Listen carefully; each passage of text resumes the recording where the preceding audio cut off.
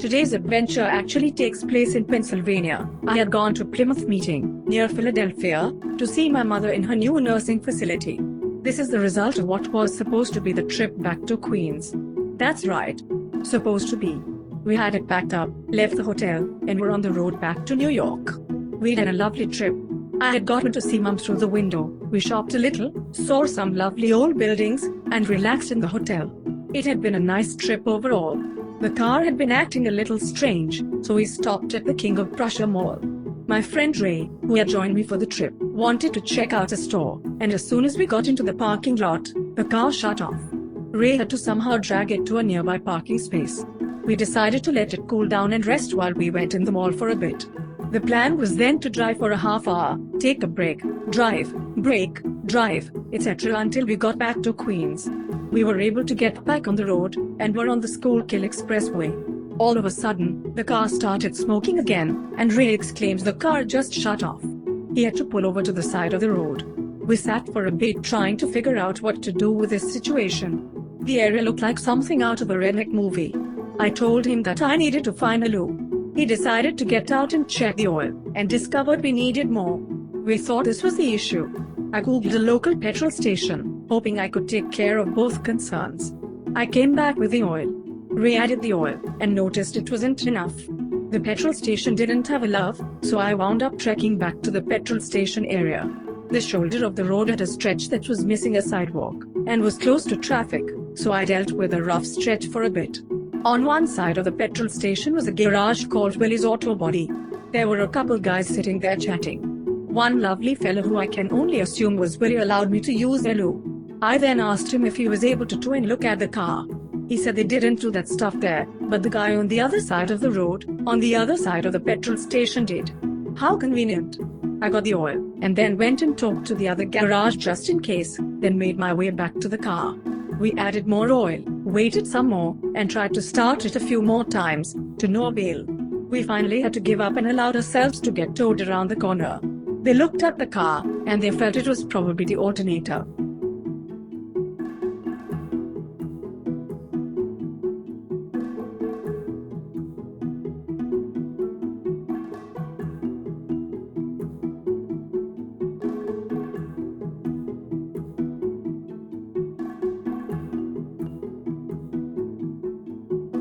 They towed us to a Firestone garage on Cityline Avenue. Once here, we were informed that we had arrived too late to be seen that day. They were closing in an hour or two and still had other people in the queue. Ray and I were left to figure out what to do for the evening. We walked around Cityline Avenue for a bit, so we could refresh ourselves whilst I figured out our plans. I was getting short on money.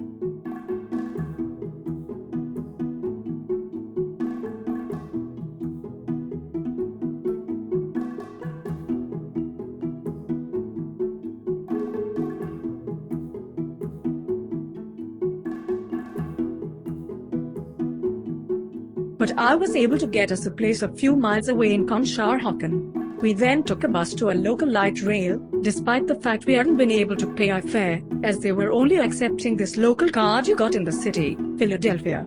The view outside the train was pleasantly scenic. On the way, we spotted a lovely waterfall and a little barbecue joint. We laughed at the little lanternflies mucking about on the platform. As we waited for the SIPTA train to arrive, the lanternflies amused us. We noticed them in a couple stages of development. They were hilariously lazy and rather easy to hold in your palm. They have beautiful markings and don't bother to bite, sting, or pinch. They are said to be very destructive to plant life, however. We reached the hotel just as the sun was setting, and wound up switching rooms as the one we were given wasn't cleaned. The hotel was like a little apartment. A bit like the one we had in Plymouth Meeting, but it had a mini kitchen.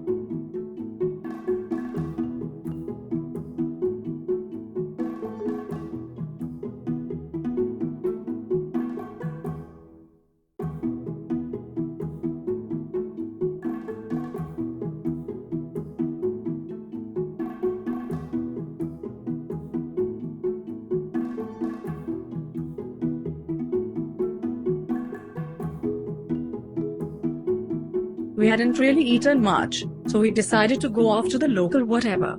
We made our way to the stairs of an overpass, which were a bit frightening. You see, the steps were made of metal and a bare space in between, so you could see below you. This set off my anxiety, and I was starting to have a panic attack. Ray then pointed out to me that there was a spider near the one railing. This did not help matters any. We eventually did reach the top of the overpass, which was worth the effort. The view of the river was a glorious sight, especially in the dark.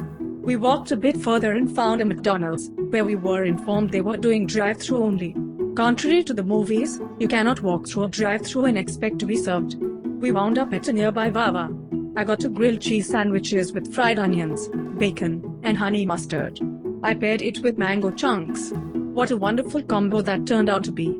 The next day, we enjoyed watching American Pickers until Ray had to attend his online class. We stayed at the hotel till the late afternoon. Welcome, fellow curious denizen. This is Nirmal In New York, with your co-hosts Nirmal Singh and Raymond Mohammed, and various guests.